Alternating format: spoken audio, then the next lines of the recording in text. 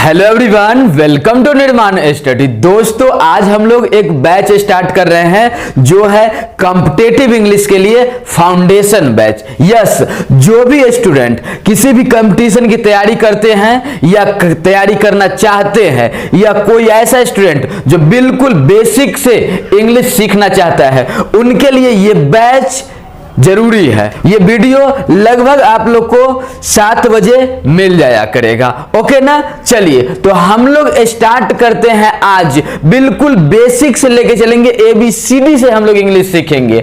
और ऐसे तैयारी करना है कि यदि आप बैंक PO का तैयारी करते हो, SSC का तैयारी करते हो, UPSC का तैयारी करते हो, या कोई भी रेलवे हो, SSC, LIC, कोई भी कंपटीशन की तैयारी करना चाहते हो या बेसिक से इंग्लिश सीखना चाहते हैं, ये बैच उन सारे स्टूडेंट के लिए जरूरी है, आवश्यक है। ओके, तो चलिए हम लोग स्टार्ट करते हैं। स्टार्ट करने कहां से?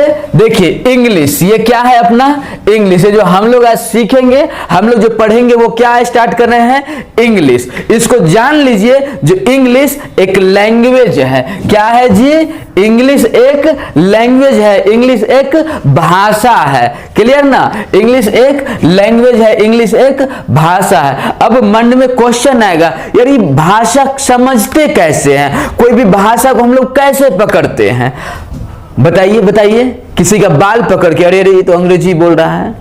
किसी का नाक पकड़ के पकड़ लेंगे, ये हिंदी भाषी है, ये उर्दू भाषी है, ये तमिल भाषी है। क्या पकड़ के? बताइए।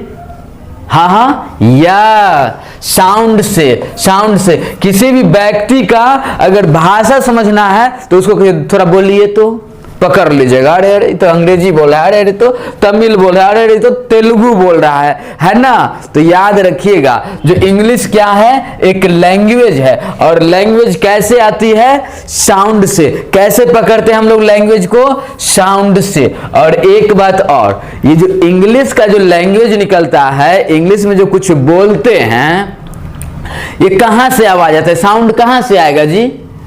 हाँ, यही 26 लेटर्स से। क्या होता है? 26 लेटर्स से ही तो क्या निकलता है? साउंड निकलता है। ओके। हाँ, तो ये 26 लेटर्स से ही क्या होता है? साउंड निकलता है ना? और इस 26 लेटर को हम लोग लेटर्स भी बोलते हैं और अल्फाबेट भी बोल सकते हैं। क्या समझ में आया? यस, इसे हम लोग 26 लेटर्स भी बोल सकते हैं और अल्फाबेट भी बोल सकते हैं। अब देखिए क्या है, अल्फाबेट बोले तो एस नहीं लगाएं, अल्फाबेट बोलते हैं तो एस नहीं लगाते हैं, लेकिन लेटर बोलते हैं तो लेटर्स लगाते हैं। ये बात समझ में आया? यस। देखिए क्या है, हम लोग यहां पे थोड़ा समझते हैं। लेटर्स जो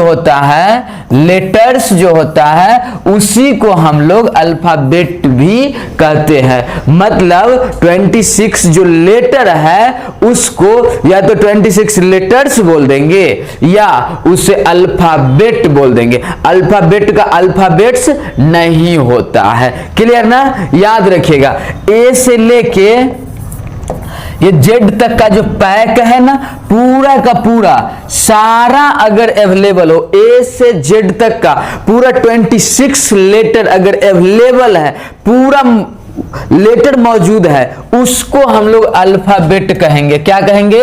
उसको हम लोग क्या कहेंगे? अल्फाबेट कहेंगे। जरा इसको और अच्छे से समझते हैं। देखिए क्या है, कहीं पे अगर P लिखा हुआ है, बोले इसे क्या बोलेंगे? लेटर बोलेंगे। P कहीं पे Q अकेले लिखा है तो क्या बोलेंगे? लेटर बोलेंगे। S अकेले लिखा है, क्या बोलेंगे? लेटर बोलेंगे। M अकेले लिखा हुआ है, क्या बोलेंगे? लेटर बोलेंगे। N अकेले है, क्या बोलेंगे? लेटर बोलेंगे। लेकिन अगर ये सब साथ में हो तो क्या बोलेंगे? लेटर्स बोलेंगे। क्या समझ में आया? 2 चीज समझ में आ गया। जो अरे यार, ये अगर अकेले है तो इसको लेटर बोल दिए, ये सब साथ में है तो लेटर्स बोल दिए। 2 चीज समझ में आया? लेटर अगर अकेले है तो उसे लेटर बोलेंगे, साथ में है तो लेटर्स बोलेंगे। और अगर ए से लेके जेड तक का पूरा का पूरा पैक अवेलेबल हो, एक भी कमी ना, तो इसे अल्फाबेट भी बोलेंगे, लेटर्स भी बोलेंगे। आया बात समझ में? यस यस, तीन चीज समझ में आ गया। अकेले है लेटर, साथ में है लेटर्स, और अगर ए से जेड तक का पूरा पैक है, अगर ए से जेड तक का पूरा पैक है तो इसे लेटर अल्फाबेट भी बोल सकते हैं, लेटर्स भी बोल सकते हैं। Clear concept? तीन चीज समझ में आ गया। चलिए आगे अब हम लोग बात करते हैं जरा। देखिए जैसे क्या है यहाँ पे हम लोग देखिए, जो लेटर जो होता है, तो लेटर अपना जो होता है दो तरह का होता है। ABCD जो हम लोग पढ़ते हैं, तो ABCD में कितना तरह का लेटर होता है? दो तरह का। जरा देखिए हम ABCD लिख के देखते हैं। ABCD EFGHIJKLMNOPQRSTUVW XYZ। यही ना हुआ जी ABCD? यही ना हुआ ABCD? चलिए चलिए थोड़ा और बात करते हैं इसमें।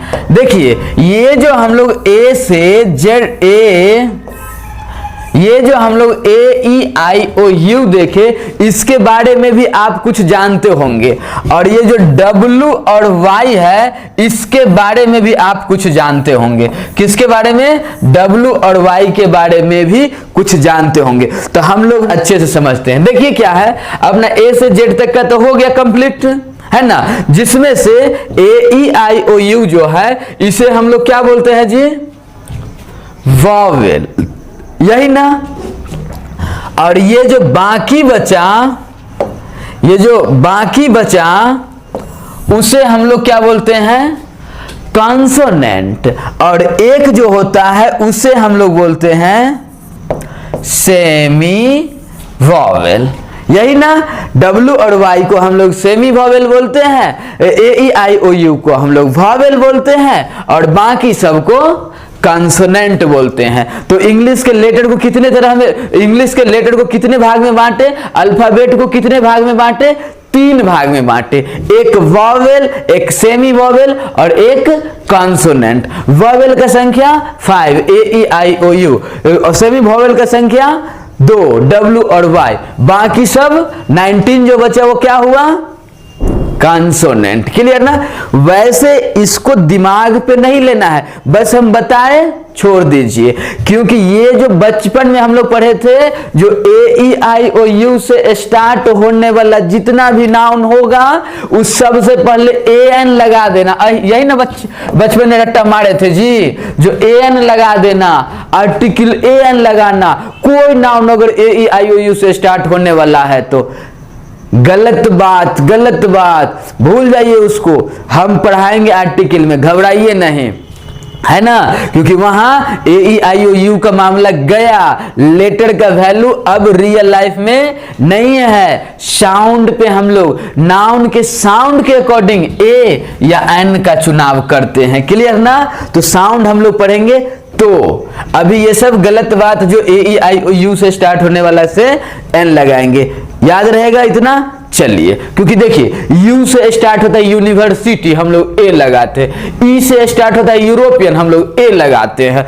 O से स्टार्ट होता है वन आइड मैन, हम लोग A लगाते हैं। तो काहे का रट्टा मारेंगे जी, है ना? तो इसलिए रटना उठना बंद, समझना स्टार्ट आज से। और अपना जितना दोस्त है उन सारे दोस्तों के बीच ये वीडियो को शेयर कर दीजिए, और सबको कहिए जो देखो बाबू, निर्माण स्टडी को सब्सक्राइब कर लो, इंग्लिश सीख जाओगे। क्लियर ना? और आप नहीं किए होंगे तो जरूर कर लीजिए, और लाइक करके कुछ कमेंट जरूर कीजिए, क्या आपको फीलिंग आया अंदर से। ओके, चलिए नेक्स्ट बात करते हैं। तो ये आप लोग को समझ में आ गया क्या? ABCD क्या, सेमी वॉवेल क्या, वॉवेल। ओके ओके, चलिए हम लोग आगे बात करते हैं। आगे हम लोग ये समझ में आ गया, वॉवेल समझ में आ गया, कॉन्सोनेंट समझ में आ गया। क्लियर? देखिए क्या है, आगे हम लोग पढ़े जो वर्ड। आगे क्या आ गया? वर्ड। वर्ड किसे कहते हैं? आपको लेटर समझ में आ चुका है, लेटर्स समझ में आ चुका है, अल्फाबेट समझ में आ चुका है। अब बताइए वर्ड किसे कहते हैं?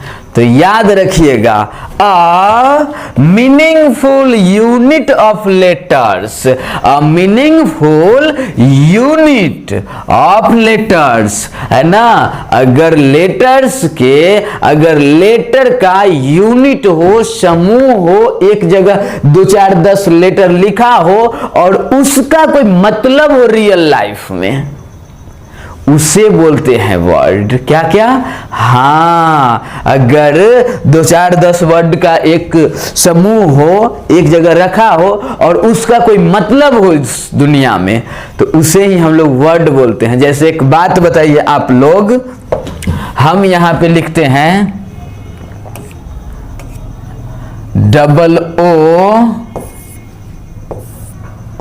OOBK, बोलिए, इसको आप लेटर बोलना चाहते हैं, लेटर्स बोलना चाहते हैं, अल्फाबेट बोलना चाहते हैं, या वर्ड बोलना चाहते हैं? बताइए बताइए, 4 ऑप्शन दिए, हम लिखे हैं यहां पे OOBK। अब आपको पास 4 ऑप्शन है, एक है लेटर्स, एक है लेटर, दूसरा लेटर्स, तीसरा अल्फाबेट और चौथा वर्ड। आप इसे क्या कहिएगा? बताइए।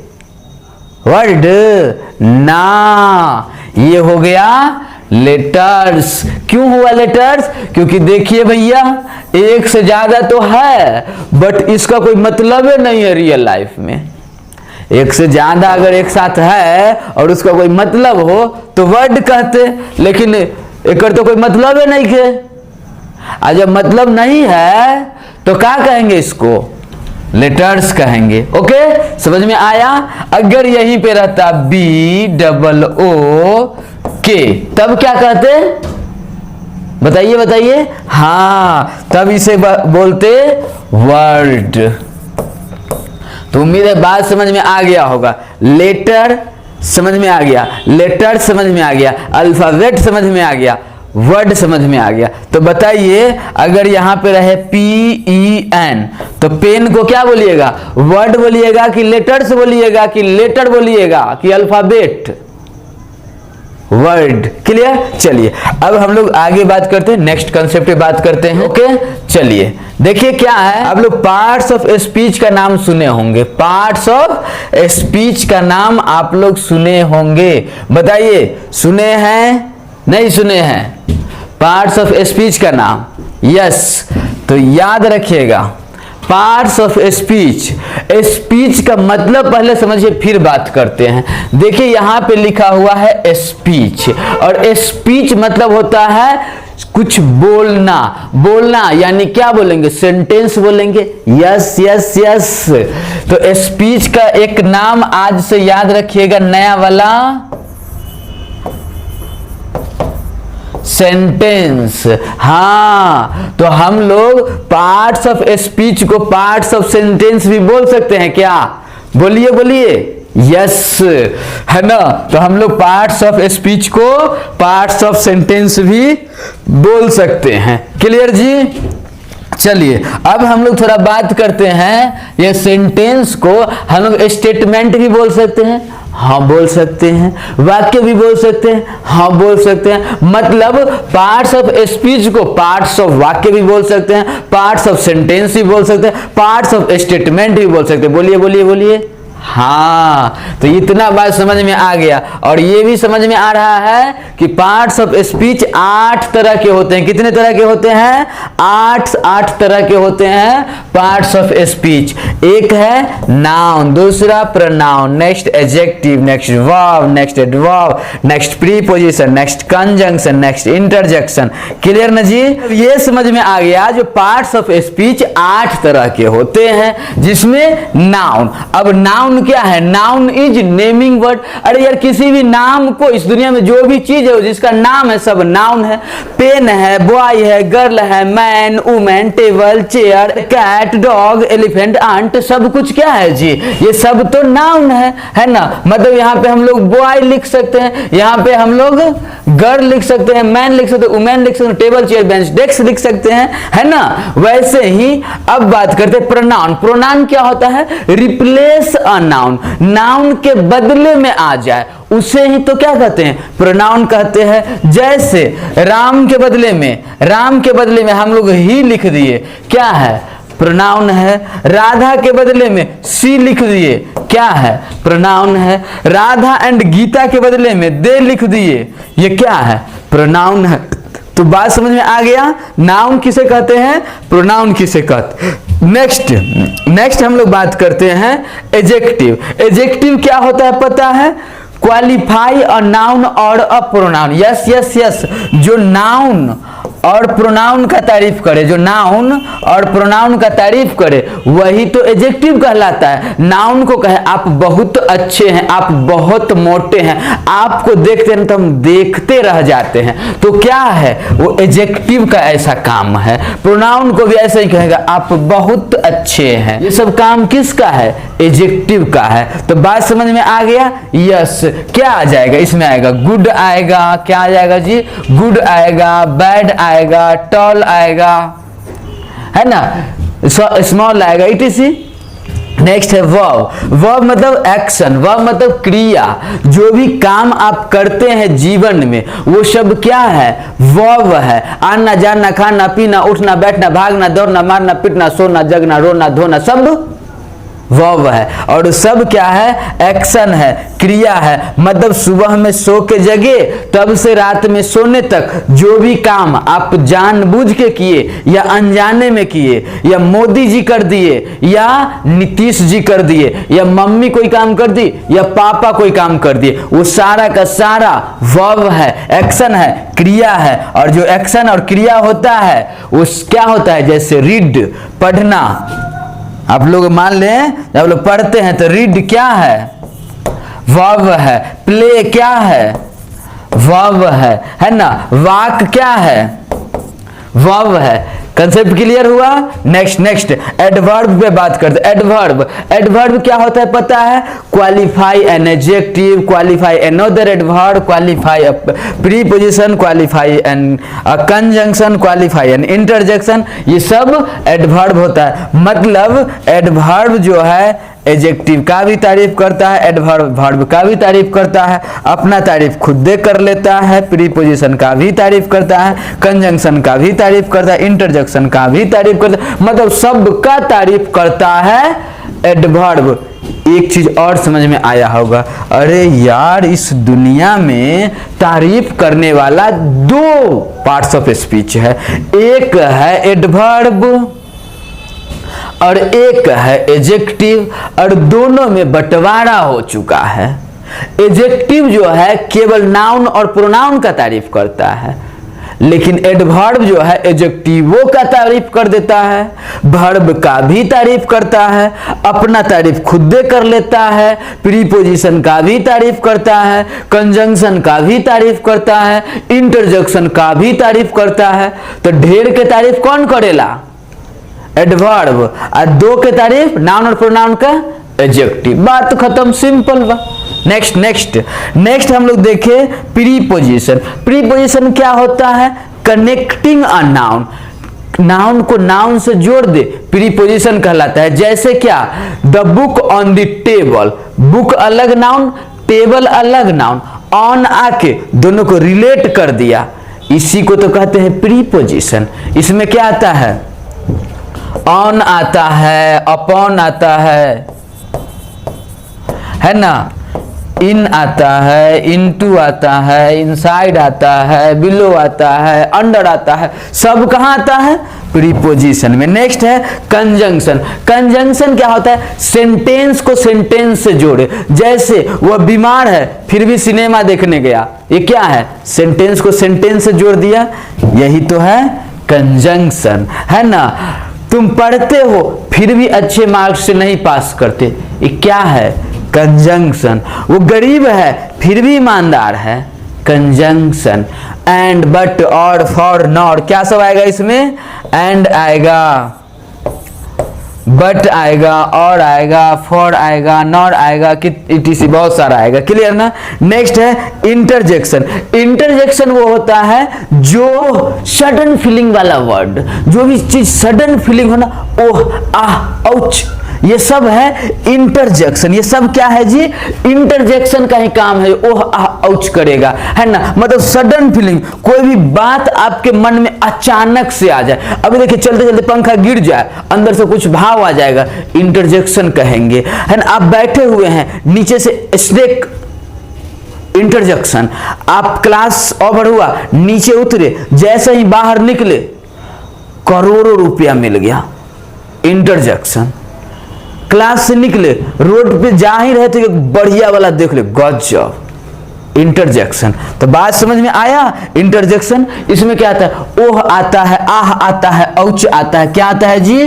ओह, आह, औच, इटीसी, ये सब है इंटरजेक्शन। तो बात समझ में आ गया होगा। Earlier noun, pronoun, adjective, verb, adverb, preposition, conjunction, ये सब जो है पार्ट्स ऑफ स्पीच है, स्पीच का पार्ट है, स्पीच का टुकड़ा है, सेंटेंस का टुकड़ा है। यही सब मिलके तो सेंटेंस बनता है। क्लियर ना। चलिए, अब अगर एक कोई भी ऐसा स्टूडेंट हो जिसको बढ़िया से ये सब कुछ पता चल जाए, ये noun, pronoun, adjective, adverb, preposition, conjunction, interjection, ये सब पता चल जाए, और तो इसको ऐड करके वो क्या एक सेंटेंस बना सकता है जी। बोलिए, इसी सब से तो सेंटेंस बनता है, क्योंकि ये सब खुद है सेंटेंस का टुकड़ा, स्पीच का टुकड़ा। और जब टुकड़ा है तो इसी सब से मिलके तो क्या बनेगा? टुकड़ा के पापा, सेंटेंस, है ना। चलिए, तो अब हम लोग बात करते हैं जरा सेंटेंस पे, या ऐसा करें, इसको रहने दे, कल हम लोग सेंटेंस पे बात करें बढ़िया से। क्लियर ना। अब हम लोग थोड़ा इंग्लिश के बारे में और बात करते हैं, बेसिक चीज, फिर सेंटेंस पे बात करेंगे। देखिए क्या है, जैसा कि आप लोग को पता है इंग्लिश एक लैंग्वेज है। तो कोई पूछ देगा आपसे व्हाट इज इंग्लिश, तो आप क्या कहिएगा? English is a language. English एक भाषा है। इंग्लिश क्या है? एक लैंग्वेज है। तो याद हो गया। चलिए, इंग्लिश जो है लैंग्वेज है। देखिए, ये सब पढ़ाते नहीं है, बट क्या है ना, फाउंडेशन बैच है। जब हम लोग बिल्कुल जड़ से सीख रहे हैं तो कुछ छोड़ना ही नहीं है। ओके, ये समझ में आ गया। तो फिर माइंड में एक क्वेश्चन आएगा, लैंग्वेज क्या होता है? तो देखिए यहाँ पे रखा हुआ है, व्हाट इज लैंग्वेज। लैंग्वेज क्या होता है? तो language is a medium of expression of our feeling and thought. हमारी भावनाओं और विचारों को जो व्यक्त करने का माध्यम होता है, जो भावनाओं और विचारों को जो व्यक्त करने का माध्यम होता है, वही तो लैंग्वेज कहलाता है जी। तो क्या समझ में आया? जो ओ लैंग्वेज उसे कहते हैं जो हमारी भावनाओं या हमारे विचार को व्यक्त करने का माध्यम है, वही तो लैंग्वेज है। और इंग्लिश भी तो एक लैंग्वेज है। चलिए, नेक्स्ट क्या है क्वेश्चन, व्हाट इज ग्रामर। एक क्वेश्चन पूछ दिया, व्हाट इज ग्रामर। एक ग्रामर क्या होता है? क्योंकि देखिए बात एक यहाँ पे समझने वाले, जो कोई भी लैंग्वेज को जो सीखते हैं हम लोग ना, कोई भी लैंग्वेज को सीखते हैं तो उस लैंग्वेज को सीखने का माध्यम दो है। क्या माध्यम है जी? हाँ, कोई भी लैंग्वेज को सीखने के लिए हम लोग को दो तरीका को अपनाना पड़ता है। एक होता है, या तो उस लैंग्वेज में आप 15-20 साल बिताइए। अगर 15-20 ईयर आप उस लैंग्वेज में टाइम वेस्ट किए तो आपको ऑटोमेटिक वो लैंग्वेज आ जाएगा, पढ़ना लिखना नहीं पड़ेगा, उस लैंग्वेज के बारे में अध्ययन के करने की कोई आवश्यकता नहीं, आपको वो लैंग्वेज आ जाएगा जिस लैंग्वेज में आप रहिएगा 15-20 साल। और अगर आप उसमें रहना नहीं चाहते बट सीखना चाहते हैं तो आपको उस लैंग्वेज का सीखना पड़ेगा ग्रामर। हाँ, उस लैंग्वेज का ग्रामर। हिंदी तो हिंदी ग्रामर, संस्कृत तो संस्कृत ग्रामर, इंग्लिश तो इंग्लिश ग्रामर। मतलब जो भी लैंग्वेज हम लोग सीखेंगे, या तो उस लैंग्वेज में 15-20 साल बिताइए, 15-20 साल गुजारिए, नहीं तो आप क्या कीजिए, उस लैंग्वेज को क्या कीजिए, ग्रामर सीखिए उसका। यहां पे मन में क्वेश्चन आएगा जी ग्रामर क्या होता है, तो इसीलिए तो यहां पे लिखा हुआ है व्हाट इज ग्रामर, है ना। ग्रामर क्या होता है, तो व्हाट इज ग्रामर। देखिए, grammar is a measurement of the language. Grammar जो होता है लैंग्वेज को मेजरमेंट करता है, मापता है, उसके क्वालिटी को निखारता है, बताता है जो ये ऐसे सीखा जाएगा, मतलब उसको मेजरमेंट करता है, वो क्या, ग्रामर, है ना। तो जैसे देखिए, आप लोग कोई भी चीज देखे होंगे, एक होता है ग्राम, ग्राम मतलब मापतौल, और एक होता है उसमें ईयर लगा देते हैं, तो ग्रामर मापतौल करने वाला। एक होता है ड्राइव, चलाना, एक होता है ड्राइवर, चलाने वाला, एक होता है मैनेज करो, व्यवस्था, एक होता है मैनेजर, व्यवस्था करने वाला, है ना। तो क्या बात समझ में आया, जो ग्रामर, ग्राम मतलब मापतौल, करने AR, करने वाला, तो कोई भी सेंटेंस में ER या AR लग जाता है तो वो होता है वो काम को करने वाला। तो आज के वीडियो में हम लोग को बहुत कुछ समझ में आया, बेसिक से फाउंडेशन से, क्लियर ना। उम्मीद है आप लोग को भी ये वीडियो बहुत अच्छा लगा होगा। तो अपना जितना दोस्त है उन सारे दोस्तों को भी शेयर कीजिए और सब्सक्राइब करके रख लीजिए, क्योंकि अगर आप पिक पॉइंट तक चाहे यूपीएससी की तैयारी करना चाहते हो, bank, PO, railway, CGL, CHSL, कोई भी चीज का तैयारी करना चाहते हैं, सब में ये बैच आपके लिए बहुत बेनिफिशियल साबित होगा, या बिल्कुल बेसिक्स इंग्लिश सीखना चाहते हैं उसके लिए भी, क्लियर। तो हम लोग मिलते हैं नेक्स्ट वीडियो में। नेक्स्ट वीडियो में हम लोग सेंटेंस पे बात करेंगे। आज छोटू सबसे हो गया बात, थोड़ा सेंटेंस पे बात करेंगे और अच्छे से सीखेंगे। Thanks for watching this video.